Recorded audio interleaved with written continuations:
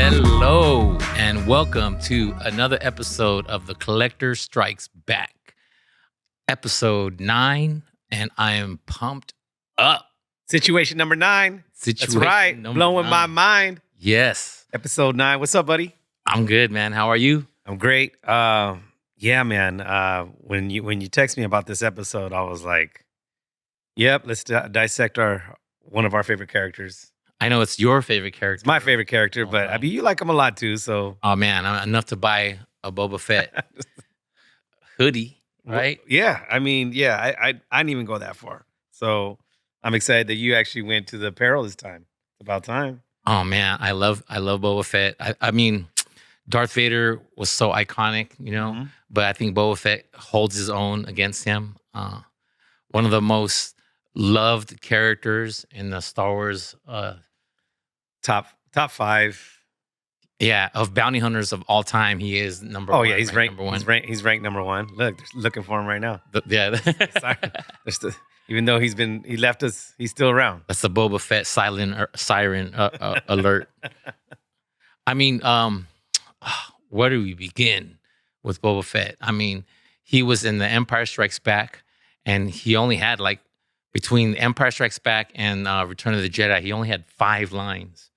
So a total of maybe 15 minutes, if that, of screen time. Screen time, yeah. And then just to be, I think that's one of the reasons why maybe he's so, because he's such a mystery, so coveted. Probably because he's a mystery and he's just a scene stealer. It's because the way he looks, just the way his outfit looked. You have anybody walks around with a damn rocket backpack, dude? I mean, yeah, you're gonna get some eyes at you. Yeah, it's a rocket, man. A rocket, a straight rocket as a backpack. I mean, you see all these kids walk around with this goofy little pink backpack with the monkey on it. That's like whatever, but this dude has a rocket, and he could fly. Then he has one of his cool weapons. He has the flames coming out, a flamethrower. Yes, He's got all kinds of darts. I mean, the dude is all pro. I mean, the original concept, when they came up with Boba Fett, he was wearing all white. I don't know if you remember it. Yeah, it was white supposed to be a prototype to be a stormtrooper. And that originally that's what he was supposed to be. And then they had the outfit and they made it all up, and then he had a flamethrower, and then they used the flamethrower, and then his whole arm caught on fire when they were doing the testing of it. So that's when they scrapped it, and they were like, "Oh, we'll revisit him later." Right. And then they end coming up with the stormtrooper itself. But I think when most bad guys and badasses, they don't talk much, Mm-hmm. So the reason that he only had 5 lines, to me, just makes him even more of a tough dude, because it lets your mind go. Like, what is he thinking? Because if you have a bad guy that talks too much, it takes away the mystery. The mystery of it, Yeah. And if badassness is... Yeah, because even Darth Vader didn't have that many lines, but if he talked too much, he wouldn't be so menacing. And it goes not just with Boba Fett, even in other movies that you watch a movie like Tombstone, and you see somebody like Johnny Ringo, fastest gun in the West. Yeah, didn't have that many lines, but some of the lines that he said would go, "Are you retired too?" To Doc Holliday. I'm like, he would talk that smack, right? But he was iconic, just the way he looked, the way he walked, the way he presented, the way he stood. Right. So all those things come into play when it comes to a very mysterious, iconic character like Boba Fett or any others. Or even Darth Maul. Right. I mean, damn. I mean, that, to me, I remember when that movie came out and you would see the little trailer of him, like, that's what got you. I was like, I just got to go see somebody with the spiked face and looks cool with the stripe and just look yellow teeth, whatever. I mean, it just looked menacing. That's why I don't brush my teeth. Because you want to be like Darth Maul. Yeah. But I remember the hype on him, and it was so, he didn't have that many scenes, but it was cool. It was worth the price of admission for me for that movie. Yes, the movie had bad reviews or whatever, but I don't care. I liked how he looked. The character. Yes. Yeah. Yes. So Boba Fett only had 4 lines in Empire Strikes Back, and he had 1 line in Return of the Jedi. Now, So- can you name them? I researched it. Okay, let me see. I do remember he's no good to me dead. Okay. That one. And then That's the second line. And this is an Empire Strikes Back? Yeah. Shit. I do remember when Darth Vader says no disintegrations. And then what does he say? Agreed? As you wish. As you wish. Okay. So as you wish. As you wish. He's no good to me dead. Uh-huh. And then what if he doesn't survive? He's worth more to me alive. Okay. Yeah, that was all in that. Right? That was his longest line. That was his longest line. Then he went like this. He took a breath. Yeah. Because he was like, this is a long ass line for him. And then his last line in Empire Strikes Back was put Captain Solo in the cargo hold. That's right. When they're loading him. Guards. Yeah. Loading him up. Okay. And then his one line in Return of the Jedi, do you know what it is? Ah! Yeah, you got it. That's it. And to me, oh man, I was so hurt on that. And I actually brought that figure. We'll talk about that. I brought him right in the Sarlacc scene. Oh man, because you wanted more of a kind of a back and forth with him and Han Solo would be kind of cool. Like long time, it's been a long time in hunting you or something to that extent where you get a little back and forth. Because I mean, the guy had been hunting him for a long time, and just to hear that just rocket just go into the against a sail barge and malfunction, just yeah. I was pissed, man. I was pissed. A lot of people were upset about that. I think George Lucas was also upset like that. He didn't want him to go out like that. I didn't want him to go out like that either because George Lucas wasn't happy with that. You wanted more of a, little more scene of fighting, shooting his weapons. For someone to be that badass and then just to die because Han Solo was blind and he's like, what? Boba Fett? And he turns around and knocks him over. Like, what? That's how he died? Yeah. So... yeah, it sucks. That to me was very disheartening. But at least he didn't pass away. I mean, he was just chilling. Okay, yeah. This is the theory I have about all this. Okay, why Boba Fett is so loved and beloved? Because for someone who's introduced to the Empire Strikes Back as a mysterious bounty hunter, right, and who we knew nothing about, had barely any lines, and then he ends up dying so easily, right? And then we fell in love with him. But from his first appearance, New Hope came out, and he wasn't in that. So his first appearance was Empire Strikes Back, right? I believe they introduced him to in a cartoon called Droids. Right. They did introduce him on the cartoon Droids before Empire Strikes Back, and they started giving the preview of the action figure. So he came out in a cartoon, I believe. It was Droids. a cartoon. Cartoon Droids. Yeah. But film-wise, yes, it was. I didn't know about Droids until afterwards when I started getting more involved into Star Wars. Same here. Yeah, I don't remember that as a kid, but I do remember them talking about that cartoon Droids, which was the segue right before Empire Strikes Back. So New Hope came out in 1977. Then after that, 3 years later, they came out with Empire Strikes Back. So that was in 1980. So the Droids came out, I think, in 79 or something like that. And so 1980 was your first introduction to Boba Fett, and you found out he was this badass bounty hunter, right? And then he dies, and the next, which is 3 years later, 1983. So you fall in love with him, and then he falls in Sarlacc pit and dies, and you don't hear anything more about him until 19 years later, right? And what, Shadows of the Empire? No, that was when, because Attack of the first one was Revenge of the, which is the one when Anakin was a kid. The first one. Phantom Menace. Phantom Menace comes out. So he's not there. And then 3 years later, because Phantom Menace came out in 1998. And then 3 years later, 2002 was Attack of the Clones. Attack of the Clones. And that's when you find out his backstory. Because you find out that Boba Fett is an unaltered clone from Jango Fett. And Jango Fett is this badass bounty hunter who was originally a Mandalorian, but then ended up becoming one of the most fierce and feared bounty hunters of all time. So they ended up using him to clone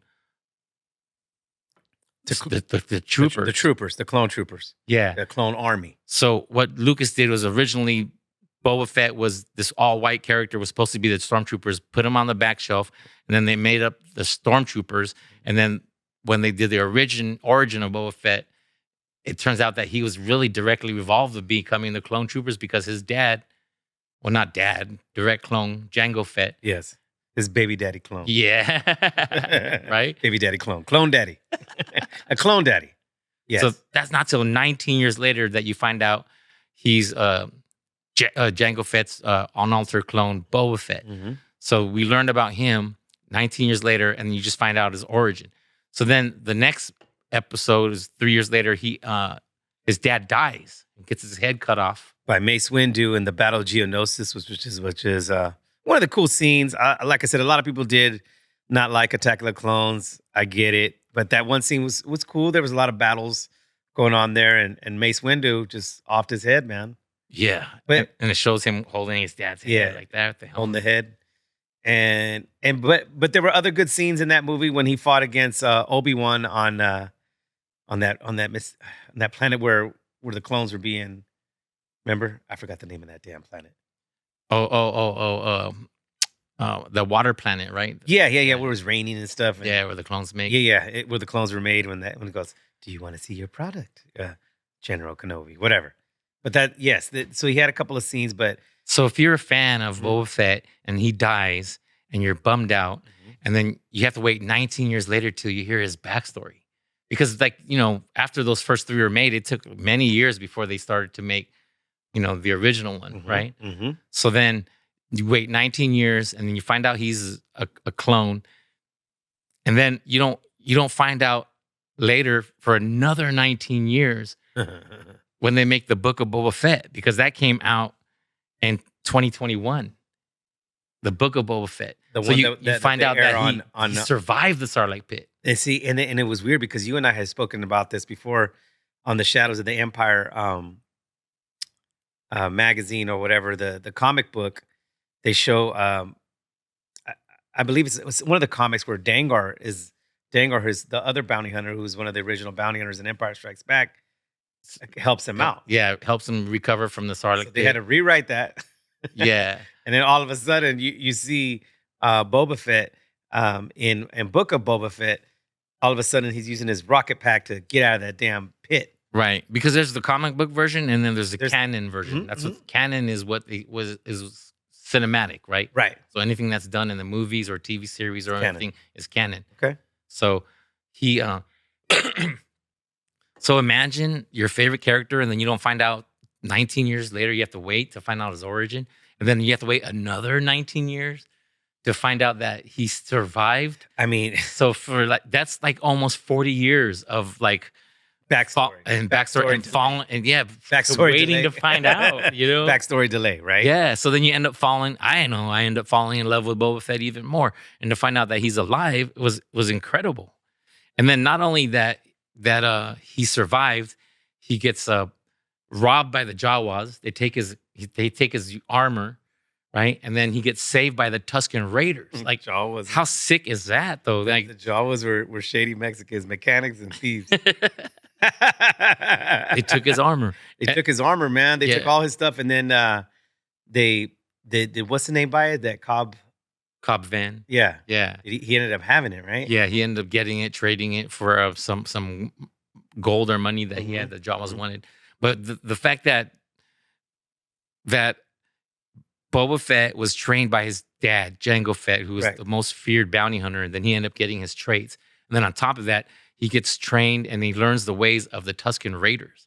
And for a long time, just like you and I thought, I mean, I never really thought, you always thought they were just bad people. Yeah. Man, you see how much family values they had. Culture. Yeah. Sign language. Yes. And grunts, whatever they were speaking, but it was mainly sign language. And then they had they're very spiritual people, man. It was crazy. Yeah. That you end up learning because they were just a side character, but then you learn their whole backstory. And I just fall in love with the whole backstory. It was awesome. And then how they took him in and they pretty much helped him live.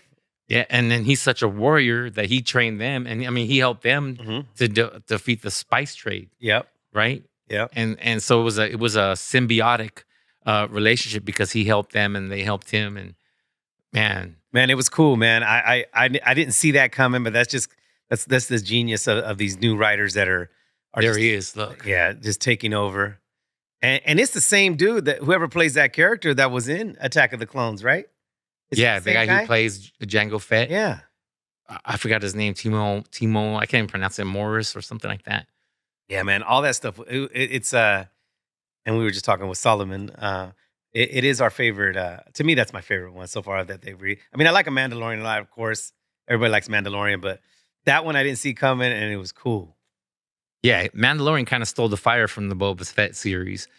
He did the cameos. And even the way the Mandalorian was when he was a little kid and he was brought into the Mandalorian. That's Jango Fett's story. Yeah, because his parents were murdered, and then he got taken in by the Mandalorians, and then he ended up becoming part of the colony Concord Dawn. Mm-hmm. And then from there is where he developed his relationship, his reputation of being a badass warrior and clone. And then he cloned his son. But incredible backstory that took 40 years in the making for us to fall in love with it. And for you guys that are watching and listening, remember you guys can follow us on the is it the Spotify and the Apple and all that? We're on all that stuff now. Now, you guys leave in the comments. I mean, is Boba Fett your favorite bounty hunter? Some people like other ones. They like Aura Singh, IGD8, Dangar. There's a bunch. There's Cade Bane. I mean, there's the bounty hunters are all over the place. But I personally feel the one who started it all, the one who's the Dom Dada would be Boba Fett. Boba Fett. There's also the number 2 ranked bounty hunter of all time is this character named Dirge. Have you heard of him? Yes, I've heard of Dirge. Yes. Yes. And he has a certain kind of like a speeder bike. Speeder bike. Yeah. He's cool. He's cool. And he kind of like has like these worm things that come out of him, and he could regenerate himself. To me, I thought that guy was impossible to beat. Like he was just so. Show Dirge if you can, Solomon. Dirge, Durge, bounty hunter. Yeah, but then when you look at the rankings and Boba Fett's ranked above him. It's like, whoa. They have a ranking like the college BCS college system of these bounty hunters. Let's see here. This is a cartoon I have. So yeah, that they only have a version of him. Yeah, I mean, look at that. I mean, this guy looks like a damn transformer for crying out loud. Dude, how are you gonna stop that? How are you gonna stop that? And look at those guns he has. Look at those knee guards. Oh my gosh. Yeah, so he was a badass. But I think when you see Boba Fett and some of these fights that he has the moves, the fighting skills too to top it off. Right. Like, I mean, not only does he have the dope weapons, but he can maneuver around good, and he has good combat skills. And that, I mean, he has MMA training, boxing. He's got it all, man. Yeah, and then his outfit is just it's. My gosh. And I think what separates him too is the way his ship is made too. Right, the Slave One. The way it is. It's like most ships, it's like it just takes off in a certain angle, it flies away in a certain angle. Yeah, land and it has to fly like that way. Yes. Yeah. Yes. I think that's what makes it cool too, man. And there's only one Slave One because Jango Fett, when he got Slave One, he destroyed all the other ones. Really? Yeah. Okay. So he blew them all out of existence. So there's only one Slave One. And then in the cartoon series, I kind of wish that would happen with Teslas. It's like one Tesla just thrashes all of them. So like, we could just have one. Then Elon Musk could be broke. That'd be nice. But yeah, it'd be kind of cool if it was just one Tesla now. The Slave One actually gets destroyed by Asajj Ventress. Asajj Ventress, yes. In the cartoon series. And then there's this dude. He's a weird looking guy. He's a pirate. If you go to Disneyland, Star Tours and stuff like that, he's the guy that ends up speaking. But he ends up saving Asajj Ventress, and then they end up rebuilding the Slave One, and then they give it to Boba Fett. Because Jango Fett was bounty hunter, and in his crew was Cad Bane. Cad Bane, yes. Yeah, like Aurora Singh. Like he had a group of badass bounty hunters. He was clicked up. Yeah, so when he passed away, they ended up helping raise Boba Fett. That's right, because when he had to his dad, when Cade Bane and Boba Fett fight in that duel, he's because he's kind of his master. Yeah, Cade Bane was above him, right? Yeah, showed him I think he showed him how to do quick with the draw because he was very quick with the draw. Yeah, he says you're getting soft in your old age. Yeah. He's talking shit. Yeah, Cad Bane was badass too. Man, and we had that discussion. Don't get me started on Cad Bane. I call him Cade, but it's Cad Bane. You actually thought that he was hanging out in the damn Cantina series. Yeah, because there's a picture of him in the Cantina series. No, that is just his origin, bro. His species. Yeah. But that's the great thing about Star Wars is because they could pick any species in that Cantina and they could make a backstory or a bounty hunter out of them. Yeah. You know what I mean? So it's like Cad Bane is like, what? I think what's his name's the shortest. I think he was a bounty hunter, if I'm not mistaken. You're gonna look that up. Solomon Snaggletooth. If he was I think he was a bounty hunter too, but he's just little. Yeah. He was little. I think Hammerhead is one too. I think. I'm not sure. I'm just trying to think of all that damn cantina scene. Hammerhead species, there was a Jedi also. And then in the book of Boba Fett, he's a mayor or some sort. Yeah. Yeah. And then they have to have a translator thing to talk. And- He and I- talks like, no. Yes, that's right. That's right. He was He ends up getting he was hung. a diplomat or something. Yeah, diplomat. Like that. Yeah, Diplomat, yeah. yeah. So again, just because one of them is bad doesn't mean they're all bad. When it comes to all these species. Right. But I mean, looking at the toys, I mean, I get so excited. Like, I got this Boba Fett right here from Hot Toys, and it's when he gets his armor back finally. He gets it back from Mandalorian, because Mandalorian got it back from that Cobb. Yeah, Cobb. You got it off of Cobb, right? Yeah, because Cobb, like you said earlier, got it from the Jawas. Got it from the Jawas. But if you look at the detail on this toy, I mean, it's all rustic from the acid from the Sarlacc pit. It's just tight. You know what I mean?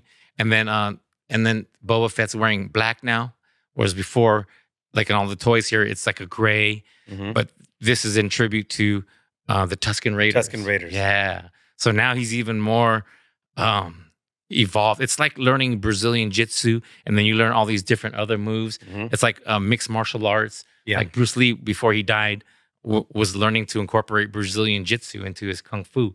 So it's like you're just adding more repertoires of your badassness, if that's a word.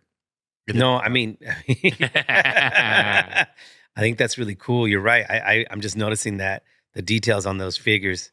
And how much did you get that for? Do you remember? It was like $200. Wow. Yeah, it comes with another piece, but I only bought the one. But the other piece is the one that you recently bought. It's Boba Fett, but he's wearing the Tusken. Raider outfit. Yeah. Does the helmet come off on that one? No. No, but it has an interchangeable part where has the head and you could put it on there. Okay. Same with that one. Same with that one. What about that rocket? Does that rocket move? It detaches. It detaches. It's magnetized. Okay, that's pretty cool. Yeah, so it just pops in right there like that. Look at that. And then the weapon. Let me see the weapon. It's his normal blaster. Yeah. Bring a little more of that in front of you. There we go. Yeah, he's got it in his holster right now. Yeah, that's tight. I can't pop it out because of arthritis. Okay. That's all right. No, it's meant to stay in there. That's cool. But all the points of articulation, the rocket guy goes down so he can just bend over and shoot off his rocket. Oh man. I mean, that's just a big ass difference from when the 12-inch Solomon, if you want to pull that when you get a chance, this 12-inch Boba Fett from 1979. I think that first came out. And man, I mean, it's worth so much money now, but just looking at it compared to this, I mean, it's like night and day. Yeah. This looks that shit looks real. That's why I have to open them, you know? Yeah, I know. You like to let them breathe. Yeah. But like the one you said, I think Kenner made it, right? Yeah, Kenner made it. But look at that, man. This is these hands come off and you can replace them with other hands. Yeah, see, that's the original one. I had that one too, but I damaged it. It just broke. But that's worth so much money. Even loose, look, like that one right there is going for $490. Oh my God, that's a 12-inch version. And that's just a loose version. You know, that's not even in the box. So in the box, I think it's over 1,000, maybe 1,500. But damn, man. So how was that worth $490 and I got this for $200? It feels like it was a steal for me, you know? And do you know? I remember looking at the peephole and from the back of that helmet of this 1979 version, it would click and you could see kind of like a little bit closer. Oh, really? Yeah, it would just click. I don't know if you could see close. I was just a little kid. But the arms only move like this, right? Yeah, the arms only move like that. And man, he's got no butt. He's flat ass. He has nothing. Boba flat ass Fett. This Boba Fett needs a BBL, man. He needs a BBL like now. But it was just, again, different. Again, Kenner had all these. I still like the way Kenner made their action figures. It was just like you said. They didn't have the joints moving and all that stuff. It's just simple. And look at the rocket. I think that shoots out. That shoots out. But look at the way it made it. Look with those little rocket has a little thing. And you know what's weird? It wasn't even that color in the movie. But no, again, they were. I remember the hype on the. there was a mail away for that action figure. Oh, mail order thing. Mm-hmm. Wow, a mail order Boba Fett. So you had to have 5 proofs of purchase. Oh, I remember that. If you want to look that up when you get a chance to, Solomon, about the original Boba Fett mail away figure. I think it came in a baggie. I'm not sure. We're gonna find out right now. So you would buy these toys. Yeah, you would get the normal. And on the back of it, it would have a seal. It would have the seal of Kenner, a proof of purchase, and you would cut those out, mail those out, and it was on.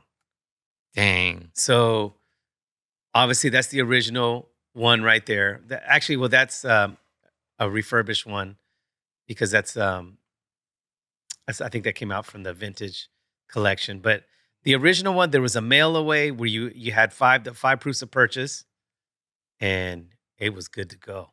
See, I can see why I wouldn't open these because you can't really play with them too much because they don't move around. I mean, he had just one move, pop, pop, that's it. Yeah. So what's great about that is like keep it in his package, you know. And obviously, you posted not that long ago about the Boba Fett that auction for how much? Oh, over $1 million. $1 million. $1 million for a 3 3/4 inch. So toy. it's the same one as this, but it has. Now that's a nice one too. So that's the one where you that was the mail away when it came out in the 2000s of this one. I believe it's 2010. That's worth over $110, $120. I have that unpunched. I didn't bring it today, but I have that. When you say unpunched, what do you mean? Look at the hole right there, where the peg would slide in there at the store. Oh, on the top, on the top, oh, right there. So it's unpunched. Oh. It's nice and neat. Ooh. And it's really cool. So the original one, they had it like this, and you would send out your proofs of purchase and have that. So it came out. How much does it being unpunched add to the value? It's just to me, it adds it, but it's not a game changer. Right. I feel. I mean, it looks good either way as long as the card is mint. That's what it's all about.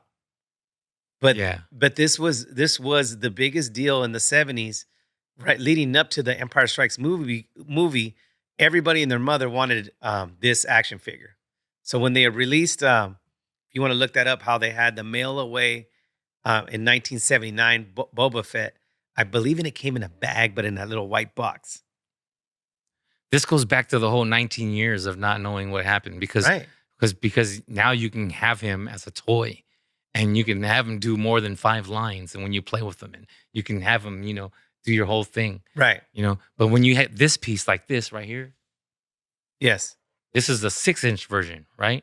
Yes, this is a 6-inch version, and this has more points of articulation, and you can move and pose it, and even if you look at the gun, oh my God, look at the gun on this. It's it's the long gun he has, but if you see it inside, it has the handle. Like it's a pistol still. It looks dope. Like, oh man, you know what I mean? And then I'm nerding out right here. The colors of it are pretty awesome because you never get to see it in full detail. But makes him look more like a cowboy.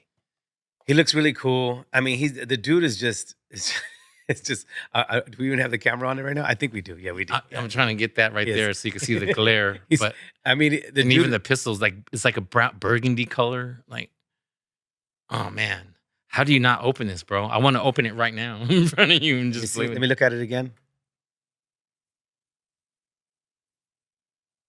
See the colors on it, man?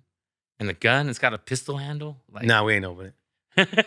No, I mean, yeah, it looks cool and all, but no. Wait, were you thinking about it? I almost thought, I was like, you know what? I'm looking at him and I'm just like, nope.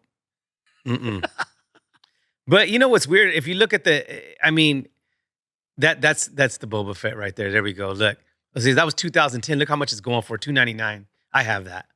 That is the same price as this, or it's actually more expensive than this. You know what I mean? Yeah. And then you get pleasure of having that posted up with the rest of your collection, but I get the pleasure of putting this on my shelf. And getting a nice light on it, illuminating it. And whatever. And it's like, oh man, it's an orgasm. Take the focus off of me and put it on him. He deserves it, And then his dad is even badass too. He's got the poncho, like.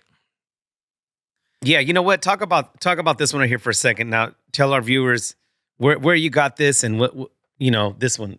Break this one down. These are all eBay purchases. Mm-hmm. I tried to bid for them and end up losing, and then end up getting them and buying them. Just out of a necessity. Mm-hmm. People say, "Oh, I need that." You don't really need that. You're not going to die if you don't have it. Right. But when you pair them together and you put them there, it's like, oh man, look at that, Boner City. Look at how they're shining. Look at that, and then the cape has wire. So you can post it up like it's blowing in the wind. Let me see. And he's got his jetpack in the back.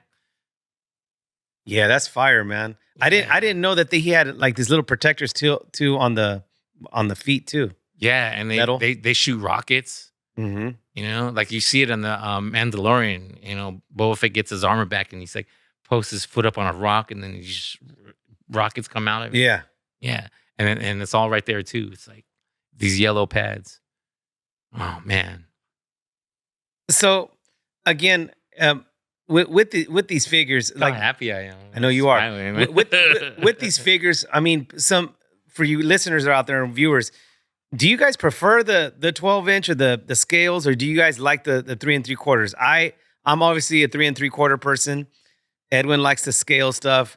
I like them both. I think they both offer different things. For example, like even this one that I have right here, the card's kind of bent a little bit, but I don't care. I like it. It's Ultimate Galactic Hunt sticker on the side, Star Wars Saga Collection, I believe 2007 or 8. But you see this is a silver foil, and it even has a silver base right there for you could hang the figure up right there. And then on the back, I have a Darth Vader little action figure. You see that? Oh yeah. These little. What is that? It's just these little exclusive hologram figures, but this one happens to be a silver Darth Vader. Oh. So you get two. Back in the days, or not I guess in the early 2000s, you would get both of those two little figures for $5.99. Oh, it's like a chess piece. It's like a little chess piece, but it's silver. And then you have the Return of the Jedi, and it's silver also. Yeah, and what I like about this too, Edwin, is because look, you have the picture of the Sarlacc pit in the back. You can see that. You can see that. Oh yeah, I can show it to you right there. It's like the little picture in the back of the Sarlacc pit, which is really cool too. But see, it even has the fire coming out of his jetpack in the back. How do you not open that and want to pose it and put it up there, like showing the fire? Like that's fuck. If I get another one awesome. Today after the show, we're gonna do some shopping. But we might go to Fat Collectibles or whatever, maybe. But if don't tease me. Yeah, if they have that, I'll get another one and we'll open the damn thing because I do like that fire on there too. Oh, it's fire. It's fire. Jeez, stop it. Now show me, get this other the silver one. Ever since we had Lopez on our show, yeah, I've grown to learn to love the smaller pieces because their articulation isn't great, but the value and how much they're worth it makes it be, as a collector, it makes you feel like, oh, I want to get this. Now what you're holding up right there is a 2003, I believe. Let's see. A convention figure, 2003 Boba Fett silver. Exclusive. And then it has a description on the back. Really cool. I'm sure some of you value collectors have it. Look at the cloth, bro. I don't know if you notice, the cloth is silver too. Yeah. It's like painted, huh? No, it's just it has the nice little cloth like robe on there. This used to be mine. Used to? Yeah. Yes. But I sold it to you. You sold it to me. Yeah. As long as I had it on my hands once. You did, but you must have appreciated it too because you never opened it. Never opened it. No, because like I said, the smaller ones to me, it's easier not to open. That's going for $199. What? And I sold. Are you serious? Cheap.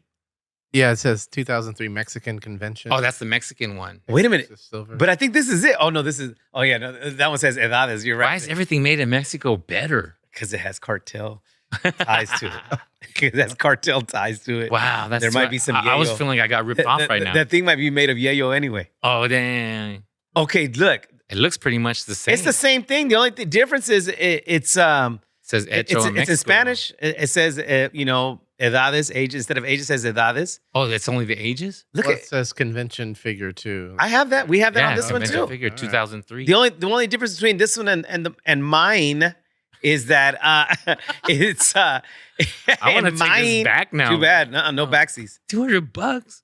That's ridiculous. I mean, see, but they do this shit sometimes. This is what I can't stand.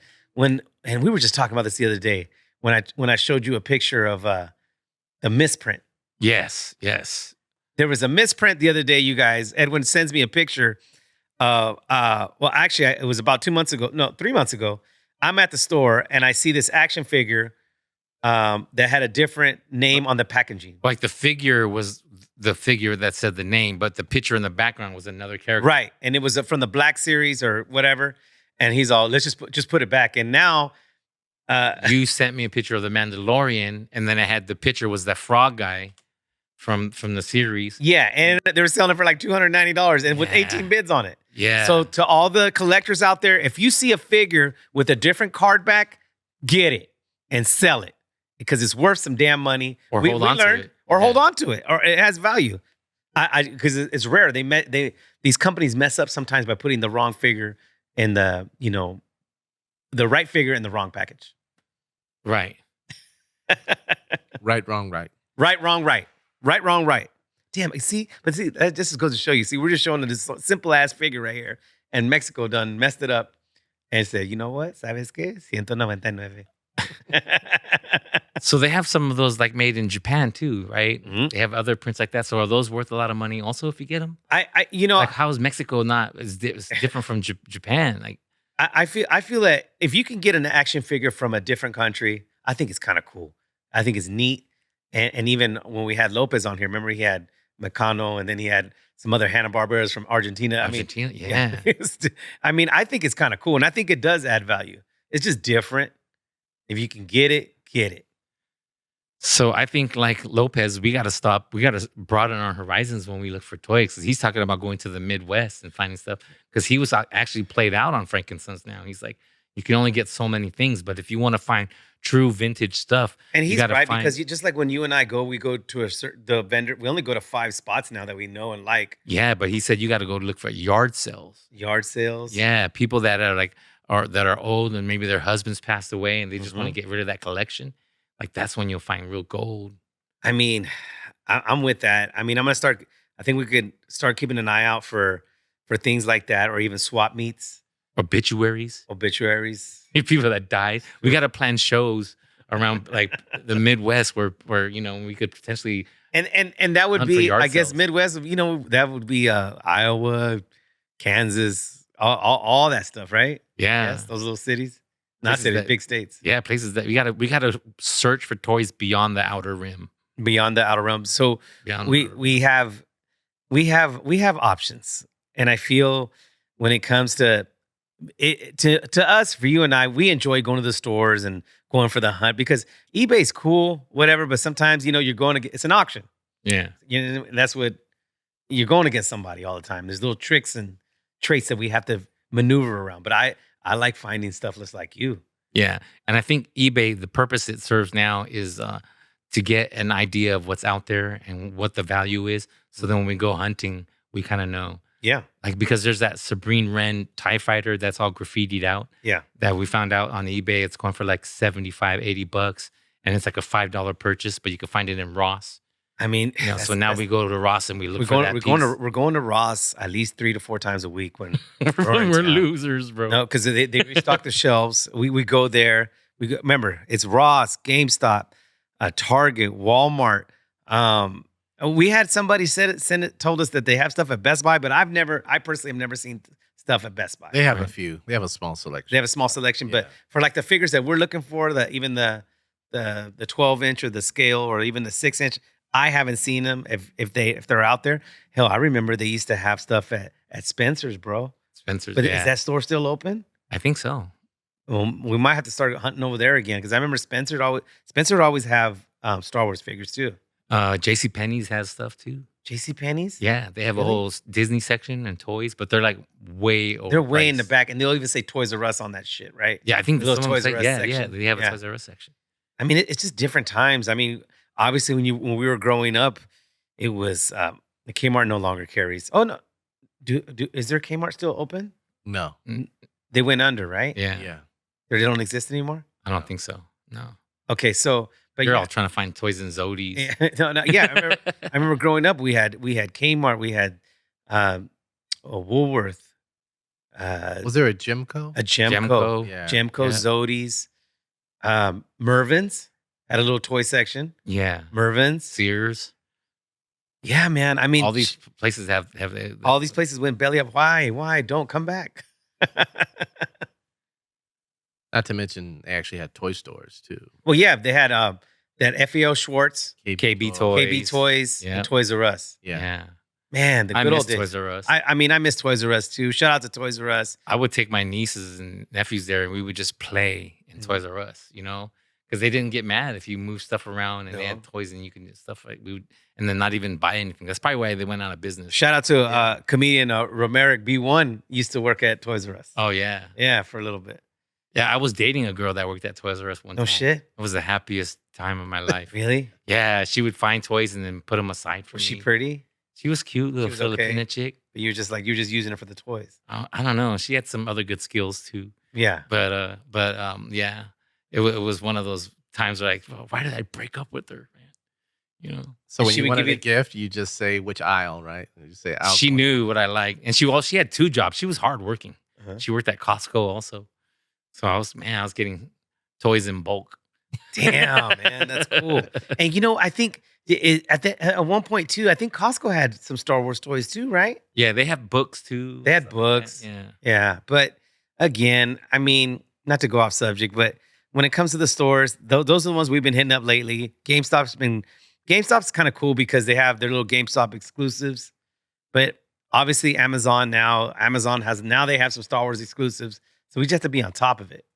Yeah, and if there's anybody out there who has any suggestions for us where to look for toys, I would say specifically vintage stuff, because the stuff we're looking at right now is all current. It's all current vintage collection, but I personally am close to finishing my original Star Wars action figure collection. I have 79 of the 106, I believe. Wow. So I still haven't forked out the money, but now I might now for the Animan and the Yak faces and the Luke Skywalker. And I thought you have Yak face. Oh, but not the original. No, the original one, man. You know what throws me off is they say it's a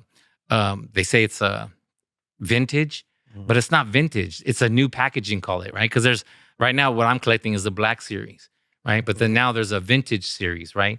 But they're not vintage. They're just It's just a name vintage. The name vintage, huh? Yeah, because they for example, when oh, that gets me so pissed. It's just repackaging the same stuff and then just giving it a different name. That. And I'm dealing with this shit right now because look, you sometimes when you go out and you send me some pictures like, hey Manny, I got this for you. I'm like, well, I have that, but it doesn't say retro on it. Yeah. You know what I mean? Yeah, retro. Fuck with us like that. Yeah. I mean, look, I like retro section. It's cool. Is that the ones where the cards are different they're colors? Like faded and they have that sticker that says retro. Yeah. I like that. What are the new ones I got from Mandalorian? And I got that. But it's like the same. It'll say the Mandalorian series, but one will have a sticker of retro and the other one won't. See, they just do that shit. Yeah. And I can't stand that, but that's just collecting stuff. That's why you got to say, okay, I'm only going to get this type and this style. Mm-hmm. But then you find it and it's like different style, but it's the one you want. But it doesn't have the retro. It has vintage. So it's just words. You got to buy both. You got to, man. It's you have to buy both, and it sucks because as I'm doing my display, with these figures, I'm like, okay, do I put the one that says retro on it and the one next to it that's normal, or do I just pick one? You know what I mean? Because it's two of the same thing. It's the same figure. The only difference is the difference in the fading of the damn card. They do that shit, and it's like even these Boba Fetts. Like if you look at the hands, look at the hand on this one, for example. Look at his hands. They're white, right? Yeah. Okay. Now look at the hands on this one. Just grab that one right there. It's green. See? That's what I'm saying. And then grab that other one next to it. What color is that? It's white and green. It's kind of faded. It's kind of white again. And then that one's just silver. Of course, and then they make a silver one, right? Yeah. And then they have all these Darth Vader silver, R2D2 silver. So it's like, oh my God, they just dipped it in silver paint and go, oh, let's market this one as another one.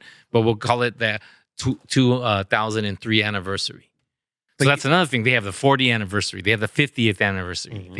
But they're the same toys, just in a different card. Of course. And then now all those even early movies like from the Phantom Menace and Attack of the Clones, they're all coming up on their anniversaries. It was just Attack of the Clones celebrated 20 years, a couple years ago. Yeah, I think so. Yeah, and then 2005 it'll be 20 years. Next year it'll be the Revenge of the Sith. So and then they'll re-release the 20th anniversary of that. Yeah, it's 20 years, right? But we're hypocrites, bro, because we're all venting right now how we're mad about this. But I'm still gonna get them. You're still gonna get them, or there's gonna be one toy that we like, all of it, and then you get that one toy, and you go, man, I gotta complete the series now. Okay, so a listener reached out to me one day and said, Manny, why don't you like vehicles? Look, vehicles are cool. I have some vehicles. Solomon got us that vehicle right there. Solomon had got this cool Micro Squadron vehicle for us, but to me, it was just never my thing. But I am gonna pitch in money, get that damn HasLab Cantina. That's a scene. A set. That's a set. But I mean, obviously, I have the Slave One. I have the Bespin twin cloud car ship, and I never got an X-wing. Did you ever have an X-wing growing up? Yeah, I had an X-wing. I had Lego also. This is what I want to bring up about vehicles. All right, they're so hard to display because toys you put on shelves. So what you start thinking is, oh, I can hang them on my ceiling because they look like they're flying and it looks so cool, right? But that is the most it is the most repellent of trying to get sex from somebody when they walk into your house or your room and they see spaceships hanging from fishing wire because they know that you took the time to hang it up, But as a fan, it looks great. It saves space. I don't have to put them on shelves. I can hang them from my ceiling. But when you go in there, it's like, oh. So it reminded me of, I don't know if you want to talk about this. Just bring it up. Yes, because look, okay, I know what you're going to talk about. Okay, so this is what happened. I recently had a lady friend, and a great story. A lady friend. She came over, and just for she dropped me off, and she looks at. Wait. Set it up because she went to your show at the Laugh Factory. Yeah, and you killed it, and you had Paul Rodriguez was there, and you just destroyed it. Good, great show, good times, and because I Ubered over there, and then she gave me a ride back, and. This is the first person that I bring since my display. I just put up this damn display. Your display, by the way, is cool. It's cool. And we'll and me, it's full blown. It's like it's off the chain. So she's like, "Can I use your bathroom?" And you're like, "Oh no." Yeah, and she goes, she dropped me off. She's like, "Oh," I go, "Hey, let me show you my place." I said, "Would you like? I'll show you my place." She's like, "Yeah, sure." So she walks in and. Showing my place, come inside. That's kind of a sign, a symbol, like, hey, you wanted some coffee or a drink or whatever. Or something. It might be something leading to. Yeah, no, but it was on the friend. It was on the friend. It was on the friend tip. But anytime you invite somebody in, it's a potential of something like that. Trust me, I still think it's on the friend tip, which is fine. But she walks in, she looks at my collection. She's all, oh. That's all she said. Oh, like. This is what we're doing here. And she says, I think she told me, she said, are you going to buy more? Yeah. And I was like, of course. and like, what else am I going to do? It looks like George Lucas threw up in your living room, bro. With just everything from concept designs to like awesome figures to like, oh my God. Like, you know what I mean? But before that, your friend, Rene Garcia was in there earlier and he was like, just amazed by your collection, right? Yeah, because we pre-gamed at my place and we were taking shots at tequila. He's like, man, this is fucking dope, man. Man, I wish I wish I had this, man, but my girl won't let me. I was like, yeah, well, that's your problem. Yeah. I go, you live with somebody, but I don't. So and then cut to like 3 hours later after your show, you bring a lady in there and then she's like, oh my God, like this this is overwhelming. It's a little bit too much. Yeah, it's some definitely nerd shit. But you were calling me up like, fuck that bitch. No one's coming between me and my toys, man. Star Wars collecting forever. That was I was like a 4 or 5 tequila shots in. That was more than 5 tequila shots. That was alcohol talking. I obviously did not mean that, F that B, but yes. Of course you didn't, but the enthusiasm was like, it's and then you were talking about, man, when you came back, you moved from Vegas, now we reconnected, like we don't need women. And I was just laughing so hard. I was like, yeah, we don't. We do, you guys. We do need women. They do, of course. I can't display the women. So yes, of course. Not hanging from your ceiling. Not hanging from the ceiling. Some bondage shit, some weird shit, some Pulp Fiction bullshit. But look, the thing is this: in order to get to get all of me as far as who you are, who I am, yes, this is a reflection of me. It's a big part of you. It's a big part of me. Look, I enjoy doing stand-up. First of all, I'm a father first, son second, comedian third.